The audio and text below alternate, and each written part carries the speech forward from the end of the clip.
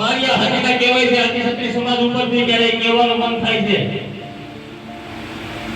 દેશ આઝાદ થયો દેશની પરિસ્થિતિ સારી નહોતી અંગ્રેજોએ દેશને લૂંટી લીધો હતો ત્યારે એક સરદાર વલ્લભભાઈ પટેલે ખાલી એક અવાજ કર્યો તો મિત્રો કે મારે અખંડિત ભારત બનાવવું છે ત્યારે આ દેશના 562 ગજવાળાઓએ એક જ અવાજે સરદાર વલ્લભભાઈ પટેલને ખાતરી આપી હતી કે તમે અખંડ ભારત બનાવવા ઈચ્છતા હોય તો અમારા 562 રજવાડાને અમે બલિદાન આપીએ છીએ દાનમાં આપીએ છીએ અમારે નથી જોતા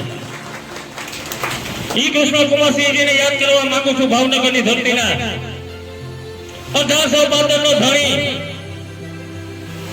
એક અવાજે ખાલી સરદાર વલ્લભભાઈ પટેલે કીધું કે મારા 1872 ભારત દેશને ભમતવા માટે ભારત દેશની અખંડિતતા માટે અમે કુરબાન કરીએ છીએ અમે દાનમાં આપી દઈએ છીએ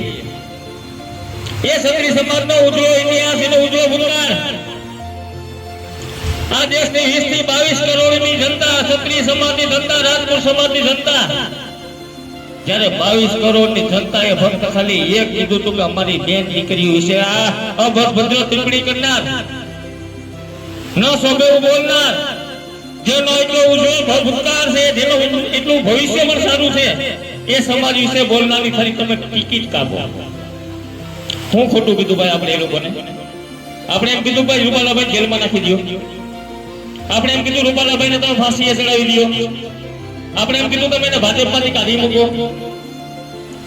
જ્યારે આ 562 રજવાડા પોતાનું દાન આપી શકતા હોય ત્યારે આજે એ સ્વીકૃત કરવું પડે કાલે રૂપાલાભાઈનું ફોર્મ ભરાઈ ગયું છે કે રૂપાલાભાઈના ફોર્મ ભરવા માટે આ ભાજપના દરેક કાર્યકર થી માંડીને ઉપરના નેતાઓ સુધીની સહમતિની સાથે છે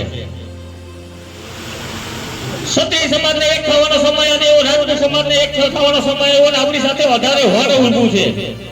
ફક્ત એકલા નથી વધારે હોડે કીધું છે કે અમે તમારી સાથે છીએ મિત્રો ત્યારે ક્યાંક મારિયા તાલુકાની વાત કરતો છું ક્યાંક ને ક્યાંક જેને ડર લાગે છે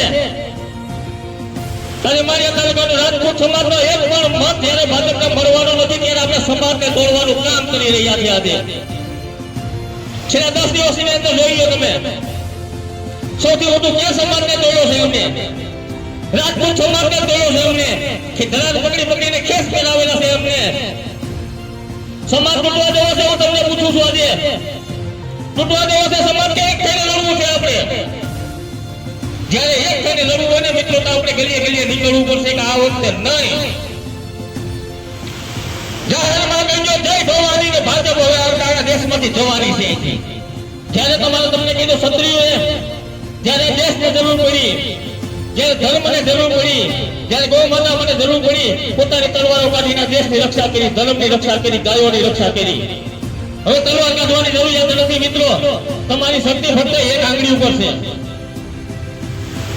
એ લોકોને ઘરે બેસાડવા માટે આપણી એક આંગળી કાફી છે 7મી મેના દિવસે યાદ કરજો ફક્ત એ લોકોના શબ્દ શું કીધું આપણી બેન દીકરીઓ વિશે શું કીધું આપણા સમાજ વિશે યાદ કરીને કસકસાવીને કોંગ્રેસના નિશાન ઉપર બટન દબાવજો અને આયા કોંગ્રેસને જીત કરાવજો હીરાભાઈની જીત કરાવજો